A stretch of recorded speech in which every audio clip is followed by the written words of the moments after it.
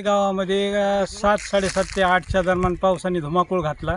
बाळवणी, करंजी, पांगोळघावन या परिसरामध्ये शेतकऱ्याचं नुकसान झालेलं आहे, झाडाचं नुकसान झालेलं आहे, लिंबूनी पडलेले आहे, घरदाराचे पत्रे उडून गेलेले आहेत, शेळ्या मेंढ्याचं नुकसान झालेलं आहे, कोंबड्याचं नुकसान झालेलं आहे, धान्य भिजलेलं आहे. काही घरात तर आज राहण्याची देखील परिस्थिती नाही. शासनाने तात्काळ पंचनामे करून गोरगरिबाला, शेतकऱ्याला मदत करण्याची विनंती करतो तात्काळ. काल अचानक 7:30 वाजता अवकाळी पावसाने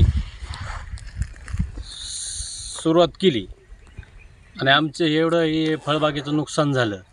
बहुत 10-15 वर्षापूर्वीचा फळबाग आहे ही.